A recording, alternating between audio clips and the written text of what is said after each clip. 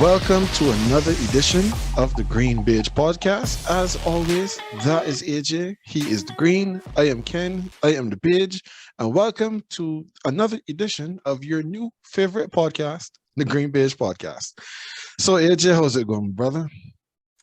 All is well. All is well. Just working on life all the time. You know who it is. But of course. Yeah, all is well. How are things on your end? Well, things are not bad. 2022 is upon us, and to everyone who we have not been able to say to before, happiest and best wishes for the new year to you. Indeed. And before we get into this week's topics, of course, we have to do a little bit of housekeeping because we weren't with you last week, and there are some stuff that we do need to update you on. First off, we have to say congratulations to David Formisano with the Denver Ravens Revenge and Keelan Phillips with Kawhi Knott for defeating both of us in the semifinals and making it to the finals of the GreenBaje Fantasy Football League. I was in the lead. I was supposed to be comfortable heading into that last week's game against Keelan, which would have been week 16 of the NFL, and then we know what happened with Matthew Stafford, so that kind of scuppered me. And well, AJ, you want to tell the folks what happened to you? It was a Sunday night. I was in a winning position. David only had Antonio Gibson from the Washington football team remaining. And that was a night when the football team was being blown out by the Cowboys. So they pulled some of their starters. And Gibson was out of the game. And at the time he was pulled out, I pulled out of the game. I had a lead on David. That was, at that point, I was ahead of him. Correct. My lead was insurmountable at that point. He had no one else to play. So at the end of the game, I thought I was going to lose, but at the end of the game, something told me to check, and I checked. And it seemed that I had won by 3 points. I even took a screenshot, guys. I took a screenshot and sent it to Ken. I was like, yo, I can't believe I escaped. When Ken replied to me, it was in the screenshot of a stat correction that came in. Apparently, one punt was left off of David's punter's scores, Sam Martin from the Broncos, who has been punting his life away in the second half of the season. And that one punt gave him 5.5 points, which then gave him the lead over me. And just like that, I was gone. Yep. Just like that. The most hurtful thing about that, too, is that was a week when Joe Burrow threw for over 500 yards, and he was on my bench. Yep. As we have mentioned multiple times, fantasy is a cruel mistress. Very, very the most cruel mistress. And then I feel like I need to add the next night the fact that what the Dolphins did to your Saints, well, defensively at least, and ended up giving Sabrina, one of my closest friends, 25 points and a lead that, again, I thought was insurmountable. She was able to pass me in another semifinal. So wait, both of we got beaten in the two semifinals in the two of these leagues. Yes, that is correct. Yeah, boy, these are the kind of things that make you retire from fantasy, man. It is the truth. And in my 5 leagues, I got to the playoffs in all but the throwaway league. And the one league that has already wrapped up, finished this week, I won that one. And I lost in the semifinals in all of the others. Well, no, I lost in the first round of the playoffs in one, and I lost in the semifinals of the other. One still better than nothing. Like I said, I don't know if, no, you're not in that chat. I said in another chat, though, but this is the first year since my fantasy rookie year that I have not won a league. And it stinks. I hate it. Yeah.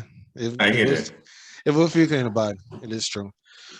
Right now, looking at our GreenBaje Fantasy Football League at the halftime of the final, because we do it where the playoffs are 2 weeks as opposed to 1 week. The Raven has a 48.5 point lead. But as we have seen so far, anything is possible. No lead is safe.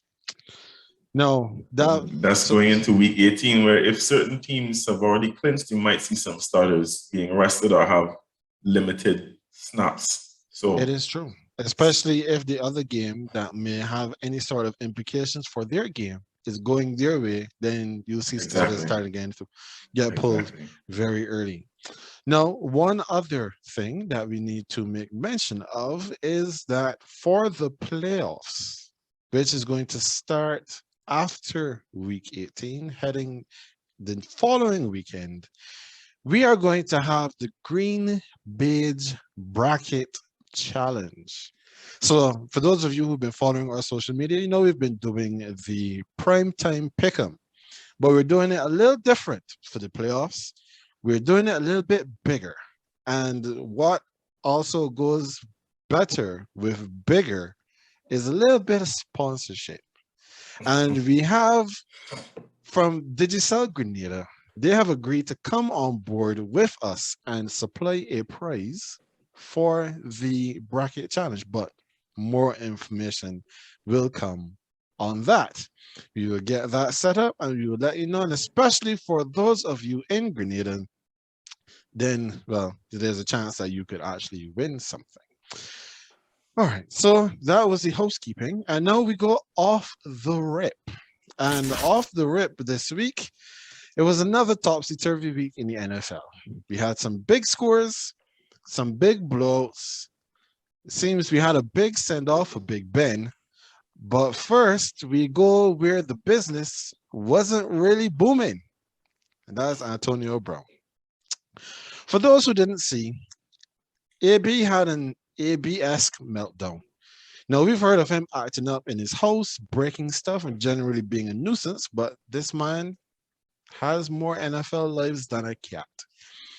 AB, in his latest indiscretion, takes off his pads and his jersey and throws them on the bench. He takes off his sweaty vest and a glove and throws them in the stands. Then he takes off the other glove and also throws it in the stands. He runs across the end zone with the players on the field, still, getting ready for the next play. And he's waving to the crowd and giving the peace out sign. So, AJ, this has to be it for AB, right? At first, I thought so. At first, I did. No, I'm not too sure. I'm not too sure that this is the end. This entire situation is messy because somewhere in the midst of all of this, someone is lying. There are lies being told. The stories from both camps are not adding up. AB says he told BA about his injury on the sideline and that he didn't feel like he was fit enough to continue in the game. BA said he claimed that was a lie, that there was no conversation of any injury that took place on the sideline.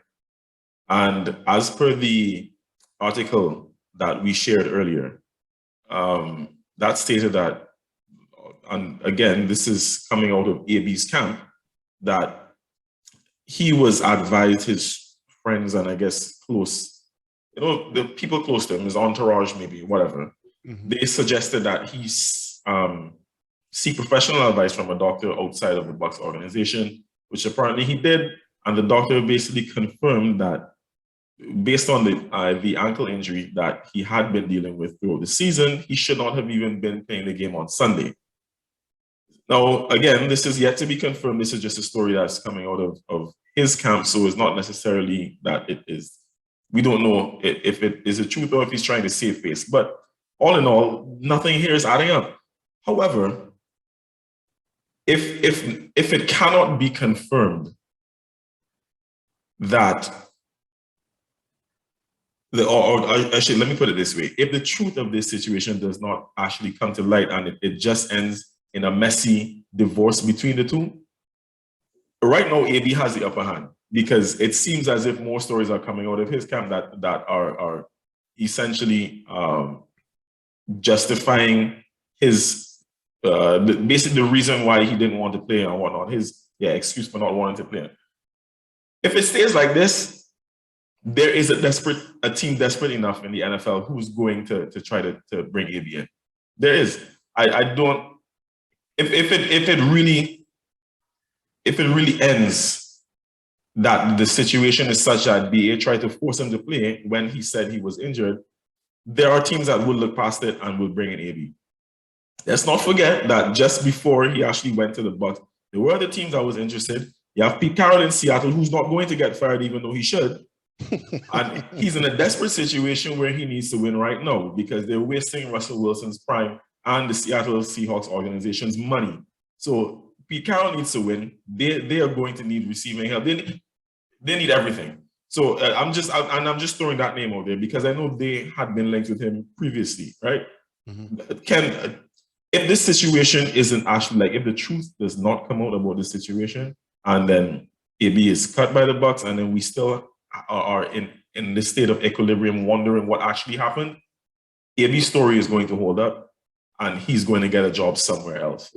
For how long, I don't know, but he will get a job somewhere else if and only if, they always say it as programming language, computer programming language, if and only if this story is not corroborated. Well, a BA story that is incorroborated because it doesn't seem like much is coming from BA or the Tampa Bay side. It's just AB who's bringing out. So I could actually see it happening. No, it's like you. When this first transpired, we all said, like Michael Jackson, this is it. However, if I could trust the moral agency of the NFL and its executives, I would still hold that position. But AB still hasn't been cut yet. He hasn't. Which lets you know that as of the recording of this show, yes, AB is still a butt. Exactly. Which will let you know that the inmates are running the asylum. Bruce Arians was emphatic in his statement after the game where he said AB is no longer a buck. Mm-hmm. But if he hasn't been cut yet, that means he's still a buck. And 2 weeks ago, I said that Bruce Arians has had to be the master of the back pedal this season. Mm-hmm. But not just this season, for the last 2 seasons, because of Antonio Brown. It would be a shame if Antonio Brown is what causes Bruce Arians to retire. Because right now we are seeing, and everything is showing, that in the power dynamic within that organization, Bruce Arians has no power. And this is not even, AJ, I will show you my notes when we were finished. This is not even in my notes. Bruce Arians has no power in the Tampa Bay organization. Because if it was up to him, Antonio Brown would have never been a Buccaneer. He would have had one chance, which he has broken a number of times. Mm-hmm. And up until the recording of this show, as you said, he is still a Buccaneer. And we were getting reports that the Buccaneers were considering suspending Antonio as opposed to cutting him. So it's like, what are we doing? No, as you said, we're getting a lot of the medical stuff now saying that AB was injured. He should not be playing on this bum ankle. Regardless of his ankle, though, there are just some things you don't do. And taking off your jersey and leaving the field has to be on the top of the list for any professional athlete.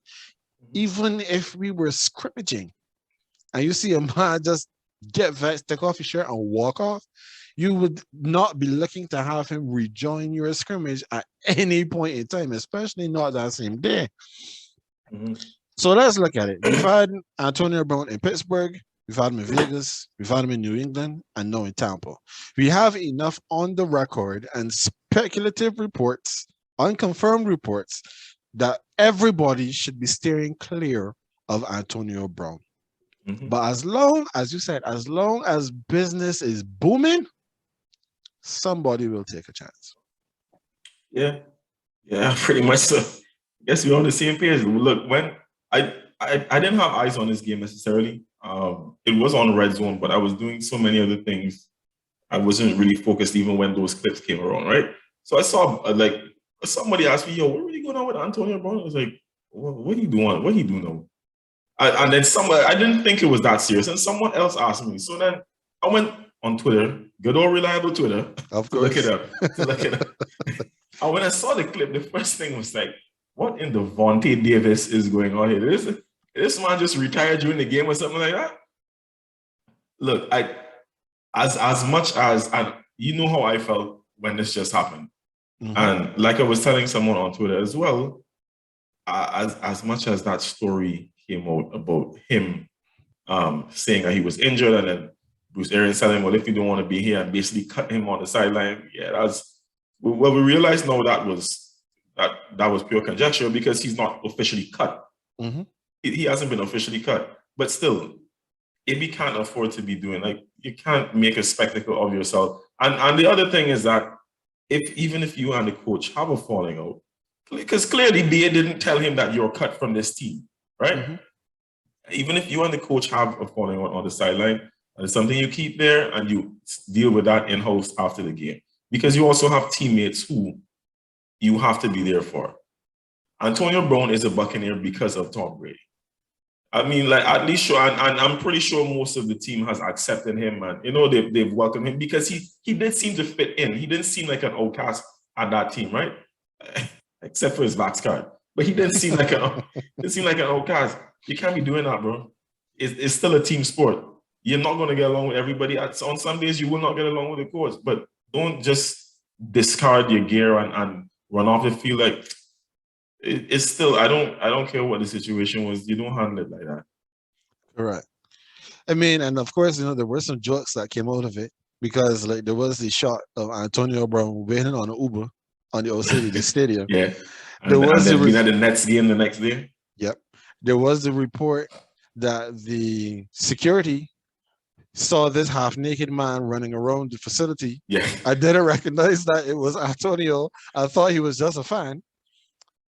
Come on, Antonio. You gotta do better. You have to do better than this. And especially when you have the reputation that Antonio Brown has, there's no time for gimmicks. There's no time for gimmicks. Well, after the gimmicks, there were still the games that played. And now we're going to move into the Blitz. And I think that was probably going to be the last that we're going to talk about the Tampa Bay Buccaneers this week, because I was not watching. The only time I tuned into their game was when I recognized they were losing.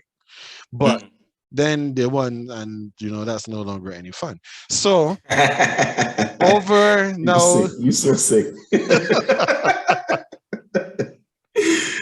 Over to the Blitz and the biggest winner. So AJ, who's your biggest winner for this week? The biggest, like, it can't just be my biggest winners. The biggest winners of the week are the Raiders, though, because you know how I do it. I like to focus on these teams who keep themselves in contention. The Raiders win over the weekend was the biggest win of the weekend, strictly because it now puts them in a situation where they really are in a winner take all, win or go home game against a division rival. That they did lose to in the first game of the season, but essentially the fate is in their hands now. The Raiders haven't been a great team this season.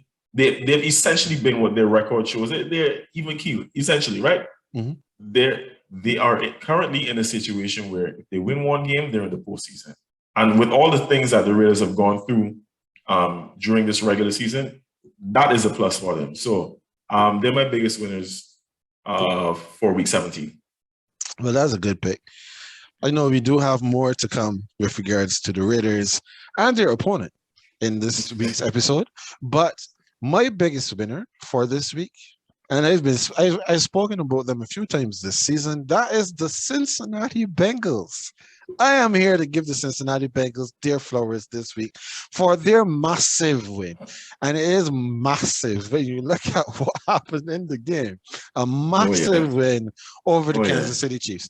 Now, AJ, I have mentioned to you before that this AFC number 1 seed is the poisoned chalice, because every team that has had the AFC number 1 seed tends to get beat the same week that they get it.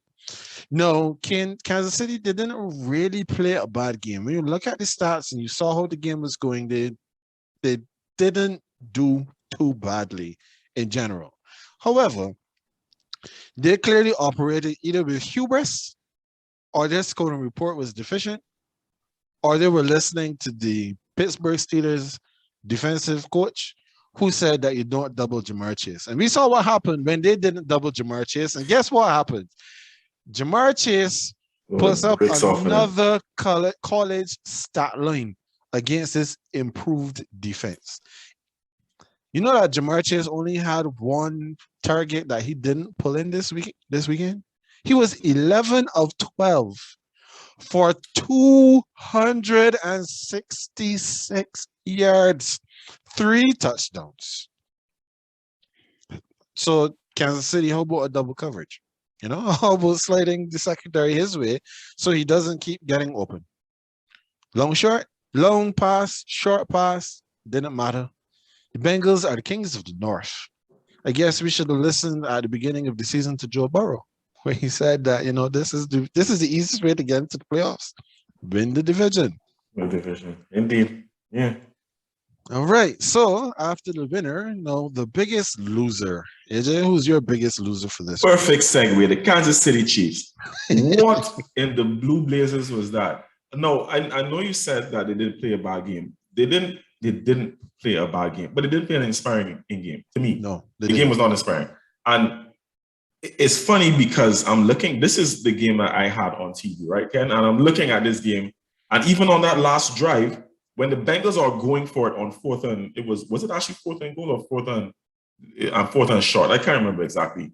Essentially, when everyone in the world possibly was saying, yo, just take the field goal, here.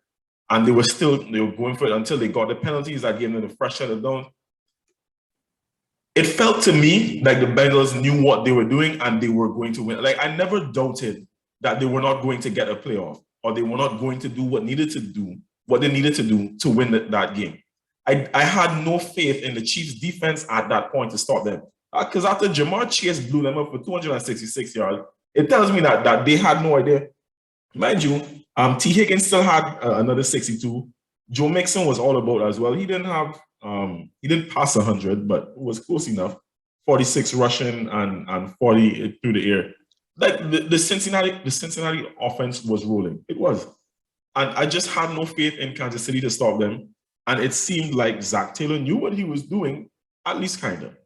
And I understood the decision at that point to go for it because you still don't want to give Patrick Mahomes enough time to get back on the field and potentially go for a touchdown. And you're not going to beat these guys with not applying a no risk it, no biscuit method, right? You need to go for it. So I get it. And by doing that, they got was it DPI? I can't even remember the call right now. I think it was DPI. There we go. Ball at the 1 yard line or whatever the case was, and then I ended up because of the downs, ran on the clock, kick the field goal and win. And I just never had faith in Kansas City to come back, and it's kind of sad. So, just for all those reasons, biggest losers. And I again, because as you said, Poison Chalice, AFC top spot. And last week when we were speaking, I said I expected the Chiefs to win out and take the top spot, but not so much. Yeah, clearly not. So my biggest loser this week is actually your new home team, the Dallas Cowboys. 22-25 to the Arizona Cardinals. The Cardinals who came into this game on the heels of a 3-game losing streak. Mm-hmm. No, the Cowboys, when they came into this game, they were the number 2 seed who had an outside shot to get the number 1 seed. Yeah. But losing, no, they've dropped all the way down to the number 4 seed. And they will now face the best of the rest, most likely being either the Rams or the same Cardinals again. And one of the things a comment that was made going into this game was that the Cowboys needed to do something that they have not done all season, which was to beat a good team. Yeah. And again, they came up short. The Cowboys cannot feel confident in their offense right now, seeing how Dak went 24 for 38 for 226 yards. Their offense has lost its moxie since Dak strained his calf. And then they just lost Michael Gallup, who just came back from IR. And while Michael Parsons has been playing very well, their defense is not done enough when they don't create turnovers. But of course, I do have to give some kudos to Leighton Vander Esch because he's actually survived to the end of the regular season. He's played all the games and he is expected to play again on Saturday. So unjust. That's unjust. But it is true. Leighton Vander Esch was the one that was supposed to replace Sean Lee, and he has replaced Sean Lee in the treatment room because both of them often get injured and don't make it through the season. But good for him. He's made it all the way through. So now, AJ, over to the moral victory. Who gets your moral victor this week?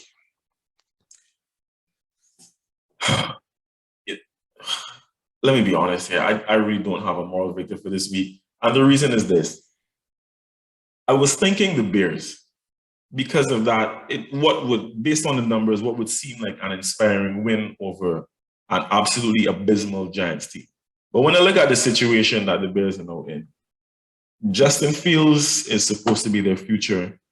They moved up in the draft to get him, despite signing Andy Dalton as a free agent. It's supposed to be a change in the guard. Dalton wasn't very good. Fields took over. Fields hasn't been overly impressive, but at the same time, there have been a lot of complaints about Matt Nagy and a lot of calls for him to be ousted from his position. The Bears were on a terrible losing streak, and they just don't look good. Here they are now. They dismantled the Giants. And it wasn't on the back of Justin Fields. It was Andy Dalton coming back into the lineup.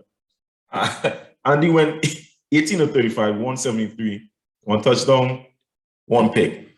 So, they're in a boast. Nothing overly impressive, but at the same time, it just feels like more of a conundrum. Because you haven't had Justin playing that well. Andy comes in, and again, it's the Giants, so still, you just had to take that with a pinch of salt. But what is the quarterback situation going to be? Is Matt Nagy going to have a job? More questions on Dragon Ball Z right now. And I guess we'll find out next season. But based on the numbers alone and just where the Bears are right now as an organization, I wanted to give it to them. But at the same time, I could also say, based on where they are right now and their situation, I can't give it to them. Understood. Well, my moral victor for this week, and yeah, this is a bit of a homer pick, but it has to be my Saints. The New Orleans Saints beat the Carolina Panthers 18-10. This was another ugly game for the Saints offense. But the Saints defense continues to be a problem. I say that every week. The Saints defense is championship caliber. If only we could get enough from our offense to help, push us there. But they held the opposition again to 10 points. And Taysom Hill has given them just enough credibility at the quarterback position. Because, I have to be honest. After Jameis Winston, our best quarterback on our roster is Taysom Hill. And he did not have a turnover in this game, which was good. He's dealing with that mallet finger, but he's still been able to do good enough. He had over 200 yards passing in this game. Marquez Callaway is the default number one on this team because we really don't have a number one receiver, but he drops way too many. But at least in this game, he went for 97 yards, so there is somebody that was able to help Alvin Kamara to shoulder the load, who had 18 touches in this game for 100 yards. But other than Taysom Hill, who had 12 rushes for 45 yards, all other ball carriers in that game had a single carry. So we need to get some more help for Alvin, and we need to do more so that our defense does not have to do everything. But when you say A, you have to say B. Similar to what you said about the Raiders, how the Raiders basically are in a position now where it is win and in. The Saints also are in a similar position because what the Saints need now is for the Rams to beat the Niners. Because if the Rams beat the Niners and the Saints beat the Falcons, then the Saints get in. But we'll touch on the rest of the schedule for next week in a second. But before we do that, the least inspiring win. Who's your least inspiring win this week? I feel like I'm always picking on them, but the Rams. It's not the first time this season I mentioned the Rams, but the Rams just don't inspire me at all. And they were supposed to be a juggernaut coming into the season. But Matthew Stafford recently has just been making other teams as good as the Rams because he can't stop giving them the ball. He's just not playing well, and I'm not buying into the Rams like as a Super Bowl contender. And the fact that it took them to basically like they had to creep over the line to beat a Ravens team who doesn't even look like the Ravens team. Like based on the roster that this team was supposed to have at the Ravens at the beginning of the year and what it looks like right now in terms of the guys who are actually fit and on the field, it's a shell. Is a shell of what this organization, this team, this squad is supposed to be. And the Rams just barely beat them. Barely. A win is a win, yes. Mm-hmm. But I'm not inspired by it. This doesn't make me think that the Rams are any better. And again, the defense hasn't been as great as it had been in the McVay era, especially in the last couple of seasons. They're about middle of the pack. They are. And as usual, Jalen Ramsey ready to fight. Because things ain't going their way. So, yeah, the Rams, just not convinced. See, after I just made mention of how the Saints need the Rams to beat the 49ers, now you've put the fear of God in my heart. With that, I didn't plan. I didn't know what you were going to say. I'm sorry. But hope springs eternal. So yeah, I have to be rooting for the Rams this week. But my least inspiring win is the other NFC West team that you also put a lot of lashes in on an almost weekly basis, and that's the Seattle Seahawks. 51 points. They're feeling really good about themselves now. 51 points against the Detroit Lions. But the Seahawks are out of contention, and they decided to hammer a Lions team that are barely playing for pride at this point. Mm-hmm. I see what you did there. Lions on pride, I see it. Yeah, but nobody cares. Nobody cares. Right now, nobody cares what the Seahawks are doing. DK Metcalf finally got, off his leash. He scored a few touchdowns this week. Russell Wilson threw some touchdowns, but all of the noise we're hearing is that a divorce is still coming. So, yeah, 51-29 over the Lions. Nobody cares. So, that brings us to the end of the Blitz. And now, as I had made mention of in our opening, now we're going to talk a little bit about what happened in Monday Night Football, specifically with Big Ben Roethlisberger. Now, Big Ben has played what is expected to be his final game at Heinz Field on Monday against the Cleveland Browns. And while we will have many other times to get back to the Browns and their woes, it was an emotional night in Pennsylvania as it was being treated from before the game and all the way through the broadcast. Like if, again, this was it. Ben shared moments with his teammates and he thanked the fans in a victory lap before departing the field. So, AJ, 2 questions. Should Ben retire after this year? And what will Ben's legacy be?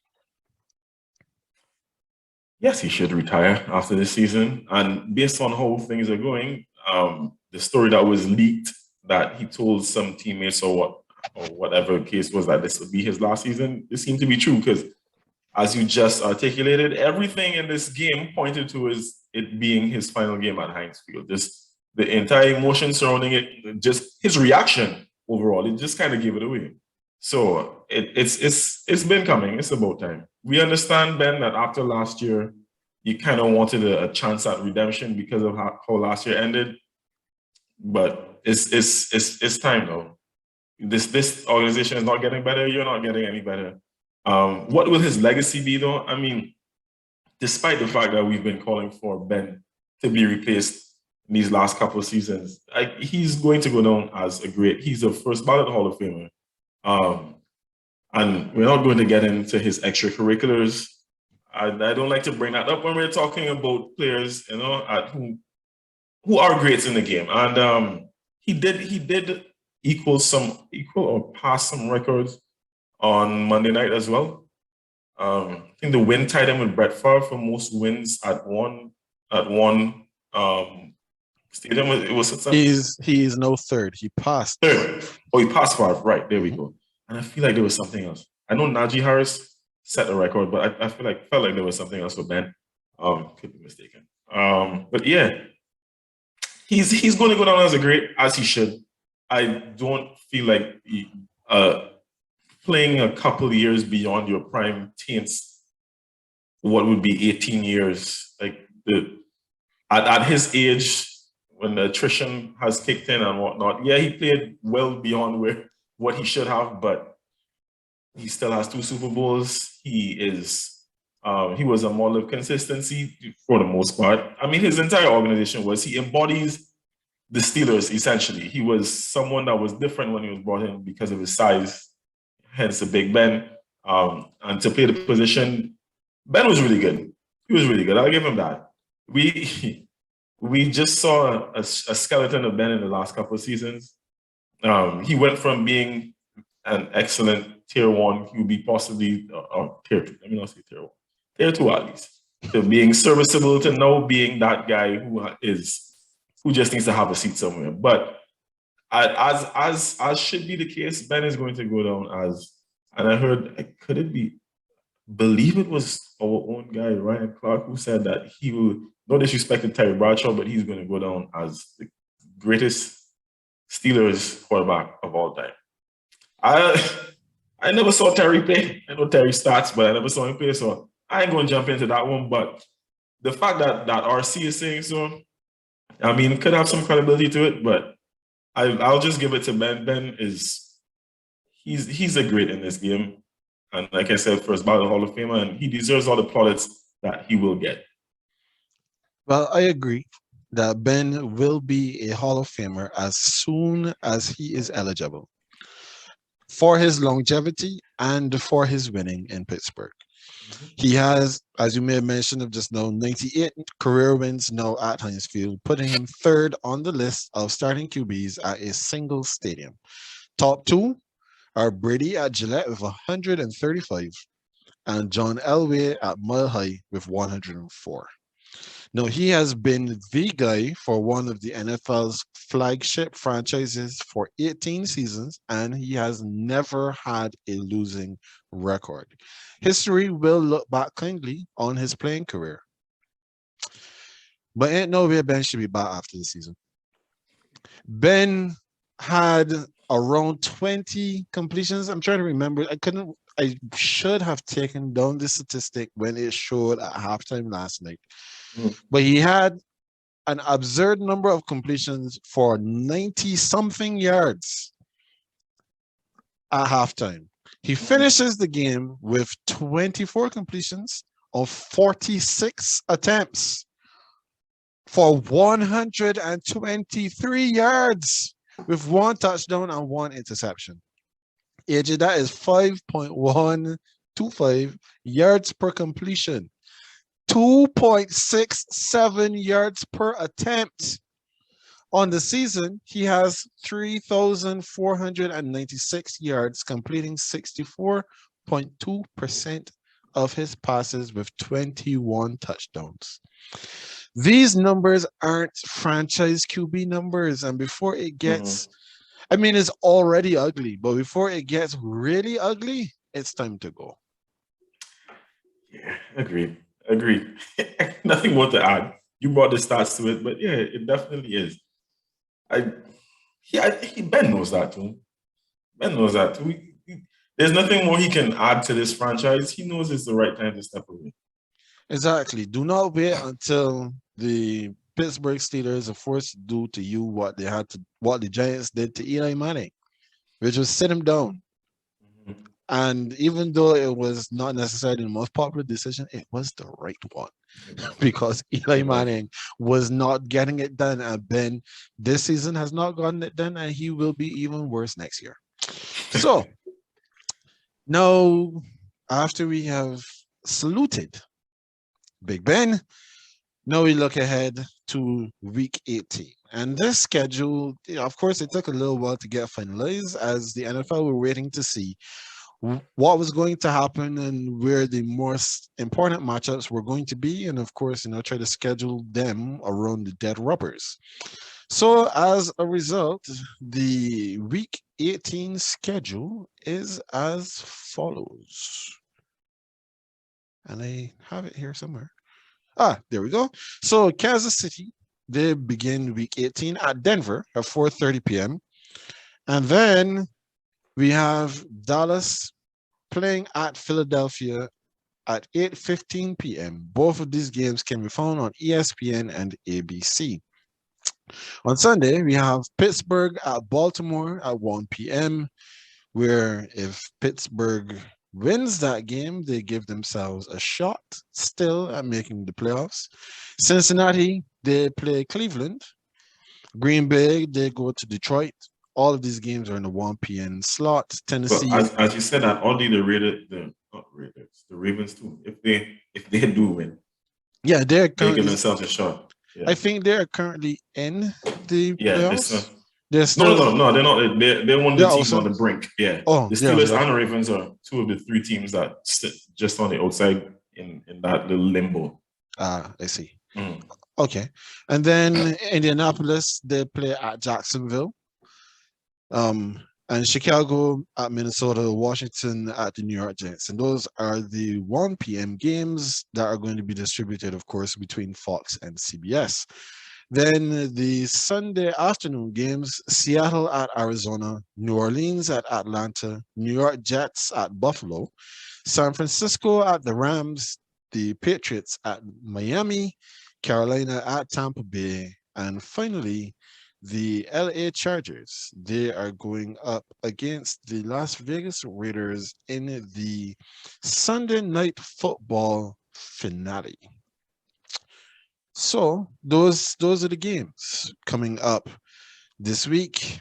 And as I just made mention of the Raiders being the Sunday night game, before we get any further into that, we do need to make mention that another Raider has found himself in some legal hot water, and that is cornerback Nate Hobbs, who was arrested for a DUI on Sunday after the police were called out that he was asleep at the wheel of his car around 4 a.m.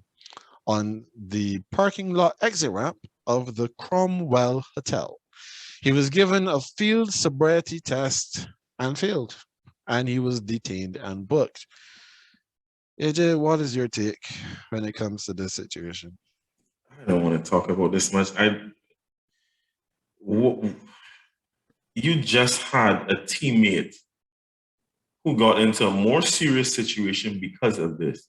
You would think it would behoove one to at least like have some modicum of common sense when putting yourself in these kinds of situations. Like don't even let it get to a scenario where you are trying to drive under the influence of alcohol. It shouldn't be that in the first case, but you just had someone on your team who went through this, and it wasn't something that was handled. He is in the teammate that is in some serious legal issues. Like, what's the logic here, though? Would that not at least temporarily scare you straight? Like this happened some months ago, this season, not years ago, months ago. I mean, seriously, these guys don't think, man. So for me, when I look at this situation, I see it from two lenses, and you are right to highlight the seriousness of the situation. And for the Raiders, the season can't end fast enough. No, Hobbs, he played himself into a position where he was, playing well for the team. He was a fifth round pick. He's played in 15 of the 16 games this season and 9 games as a starter. Now he could potentially miss the last game of the season if the NFL acts quickly with their discipline. So that's me looking at it from the serious side of this. But I also see some jokes in this situation. And the first one that came to mind was, all right, so Nate Hobbs, he was sleeping in his car. He was sleeping in his car at 4 a.m. No, AJ, you and I both come from societies where when guys go out for a night on the town, chances are there is one guy who vacates the premises a little bit early to go sleep in the car. To go sleep in the car. So that he can get some of the drinks off of his head so that he can drive home. Yeah. The designated driver often doesn't be the one to not drink. He just doesn't drink as much. Yeah. So he goes and he takes a nap. And then when it's time to go, he is hopefully good enough to get a little more refreshed. Yeah. So Nate Hobbs was doing the Caribbean man or the Barbadian man in St. Lawrence Gap, who goes in his car and sleeps in the parking lot. And somebody calls the cops. So it said he was on the ramp, right? He was on the ramp. He was on the ramp though. That's the part that had me. So if you knew that you might not have been good enough to get home and therefore you need to take a nap, how about you leave the car, you just go back inside the hotel because you're at a hotel. Yeah. You're a man with means. Go pay for a room and go sleep it off and then drive home the next day. But using it login. Yeah, when it comes to making decisions in these kinds of situations, we have to remember that these are young fellas. These are young guys. Nate Hobbs is a rookie, so he's probably, 22, 23 at the most, maybe? 22, actually, apparently. Right, so 22 years old. They haven't fully developed the, I guess for a football player all in total, your risk and reward thing has to be a little bit skewed because you wouldn't necessarily be going out there crashing your body into another fully developed human being that your body is just as hard as yours is if you decided that, maybe I want to protect myself. But that is a conversation for another time. So, no, AJ, who do you trust? And it's a race. We have races on this weekend in these last games, and we're going to look at 3 of them. No, it doesn't really make sense to talk about the NFC because pretty much everything is kind of decided in the NFC. There are just a couple things that could still be up in the air. But as I made mention of before, if the Saints beat the Falcons and the 49ers get beat by the Rams, then the Rams are the number 2 seed and the Saints sneak in as the number 7. There isn't much else really to be said about what's happening in the NFC right now. So we're focusing everything over in the AFC. And first up is the race again for this number 1 seed, the poison chalice that it is. Right now, Tennessee is back as the number 1. And they're playing at the Texans. So, AJ, since the number 1 seed has been a hot potato all season, do the Titans hold on to that number 1 spot, or do they let KFC back in with a chance to steal it? Who do you trust?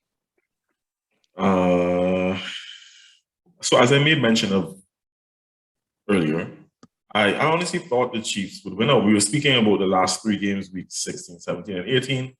We were doing our predictions, and I said I thought the Chiefs would win out. The Chiefs lost at the worst possible time. Because as you just made mention of, the Titans are playing the Texans in the final divisional game, yes. And the Texans, honestly, since their bye week, like in the second half of the season, they actually have looked like slightly better than what they had been before. They weren't a doormat anymore. They actually did win games in their last 7 games. They're actually 3-4, as including the week 17 loss. But they're still the Texans, and they're still. I still can't count on them to win. I don't think anyone can count on them to win. They did pull off a couple of surprise victories, but I don't see that happening in week 18. I don't see I can't see the Titans not being able to finish this job, knowing what's at stake, and know that they're in pole position, and know that, all right, all we have to do is beat these guys. And I'm pretty sure they beat them early in the season, right? Mm-hmm. I'm pretty sure they did. Yeah, I can't see the Titans losing that spot. Like I said, the Chiefs lost at the worst possible time, so now they're in the mixing pot with the rest of us, and there they shall stay. Yeah, well, I also trust Tennessee to maintain that number 1 spot. Just it would be different maybe if they were playing the Colts for the end of the season. Agreed. But playing any of the other 2 teams in their division, and the way how the NFL schedule shakes out now is that the end of the season is always divisional games. Mm-hmm. There is very little opportunity now for Kansas City, regardless of what they do to the Denver Broncos here at Mile on Saturday. They are going to be playing on Wildcard weekend. Mm-hmm. No, I mean, we'll talk about this, I guess, next week when we're starting to look ahead to what's happening. But at this point, to answer the question that is being asked, no, I don't trust Kansas City to get an opportunity to get back in. I do trust the Titans to hold on. Now, the second one is the race for the AFC East crown. And maybe this is a little less easily determinable than what we talked about just now with the AFC number 1 seed, because the Bills and the Patriots, they are still neck and neck going for this title of the AFC East champion. Now the Bills, they are at home hosting the Jets, while the Patriots, they go to the Dolphins. Now, do you trust that there's a chance that the Jets do the Patriots a favor and upset the Bills? I have more faith in the Jets to deliberately throw this game, just so we don't get a top spot. Look, the Bills are going to hold on. I've changed my mind about this division so much, and bear with me. Obviously, this is my team. This is my division. So at some points I wanted to be a homer and have faith, right? But I'm sure you recall at the beginning of the season, I said I expect the Bills to retain the AFC East crown, right?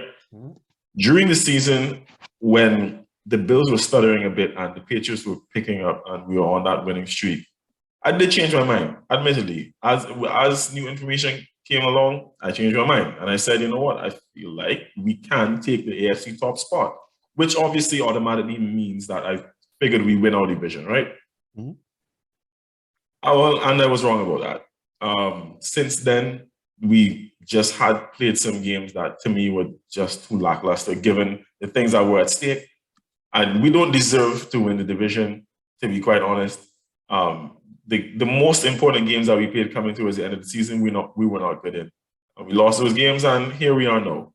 And in the final week, we have to go to Miami, where we never fare well, and where the Miami Miracle still lingers, not even in the back of my mind. Like, I can still see the entire play when I close my eyes. I should tell you how fresh this is, right? Do I think that will happen this year?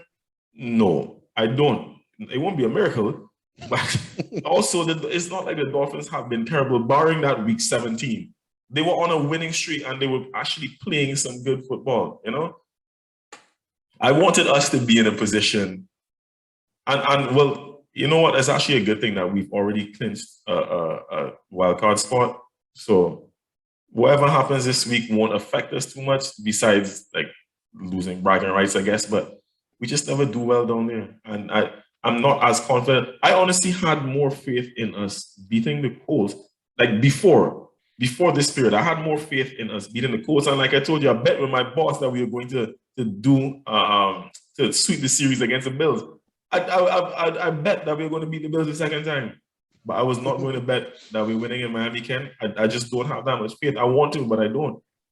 And with the Bills being at home to the Jets, it's like a foregone conclusion for me. Well, I mean, when I put this question together, I smiled to myself because I said that it was less easily determinable than Tennessee. Like, all right, the Patriots lose against the Dolphins in Miami and playing in week 18 now in January after you've been playing at home in the cold and now you have to go to the heat. That never does well for you. And somehow the schedule makers always put you going to the Dolphins late in the season. So that was going to be that is going to be a problem. And then so it's like, am I expecting the Jets, who have been struggling all season long, to go and beat the Bills at home more than I expect that the Tennessee Titans are going to beat the Houston Texans? I was like, in my head, I said, come on, man. But I had to put it that way, just for the sake of the show. No, I don't anticipate that the Patriots are gonna win the AFC East. I did pick preseason that the Bills are going to repeat. The Patriots ran it a lot closer than I thought they would have. And kudos to you guys. Same here, to be honest. But at this point, there's no way that you're going to be able to take the crown from the Bills. I will be happy to come back here and say it was wrong if I am wrong. But my crystal ball doesn't show me being wrong. All right, and finally, the last AFC playoff spot. We made mention of this earlier on the show, where the Chargers, they are going to be traveling to Allegiant Stadium to face the Raiders. It is win and you're in. Now, the Raiders are at home, and the Chargers have been inconsistent this season, and both of them are coming into this game with 9-7 records. So, AJ, who do you trust to win the AFC's 7th seed?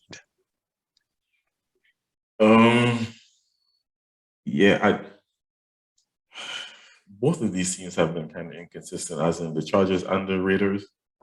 But the Raiders are involved in so many close games that I can't. If I was a betting man, I don't know if I could put money on them.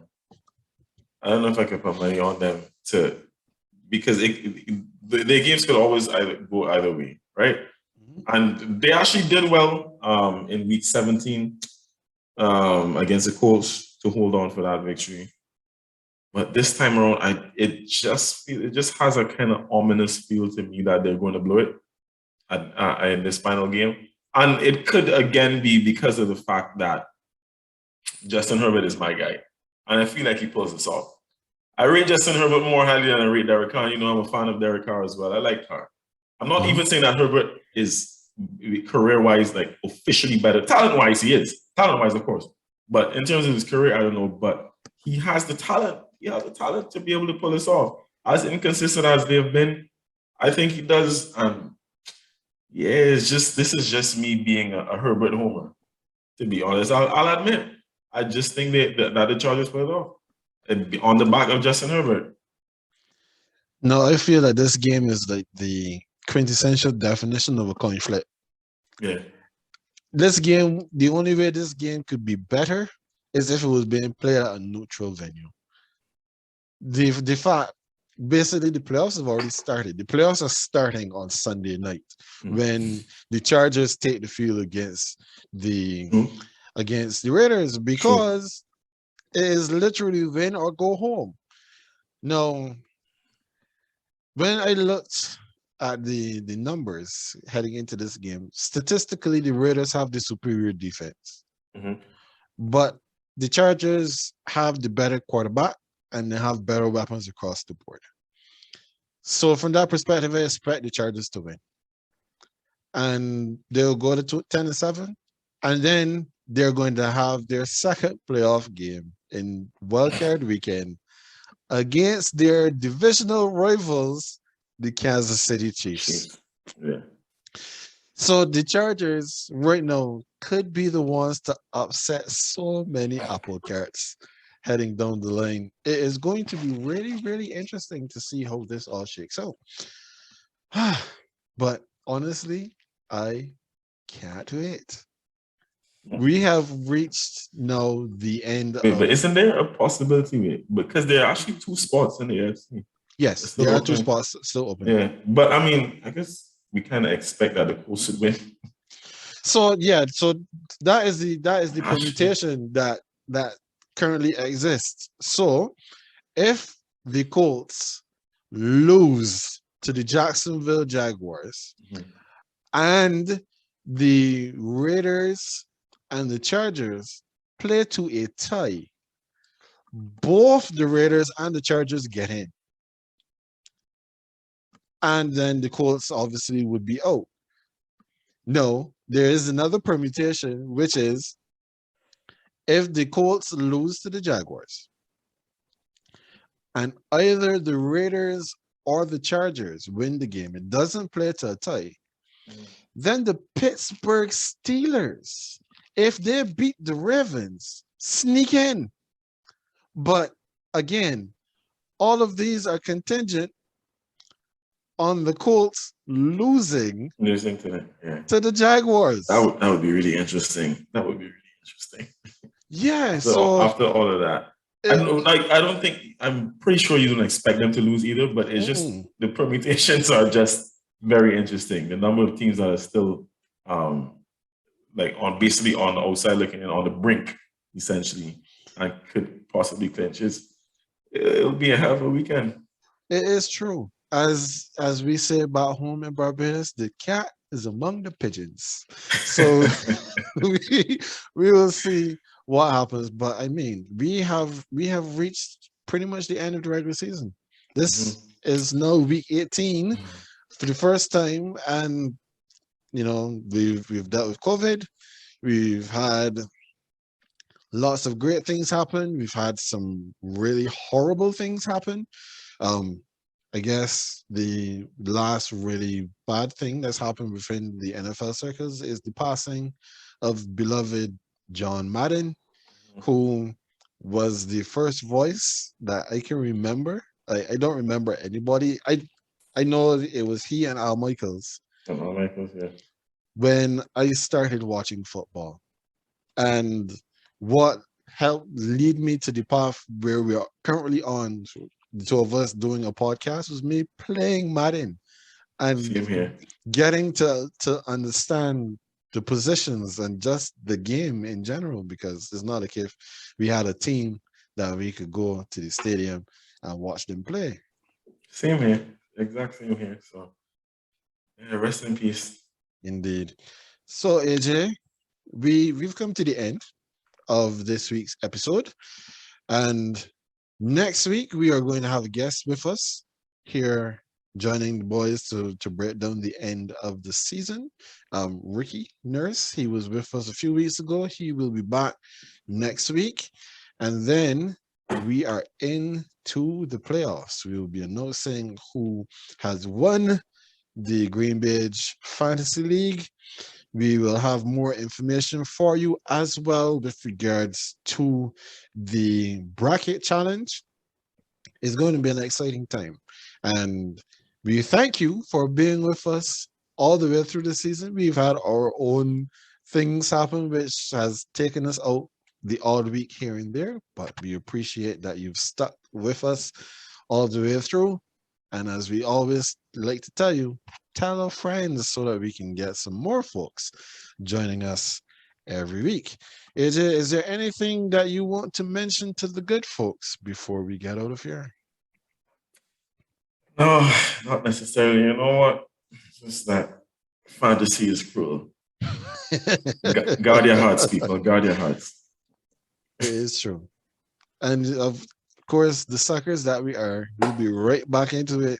Yeah, you know it. You know it. I'm just being bitter right now, but I can't. I already can't wait for draft week next year. It is what it is. It is what it is. So, again, for your new favorite podcast, That is AJ. He is the green. I am Ken. I am the beige. And we will see you next time.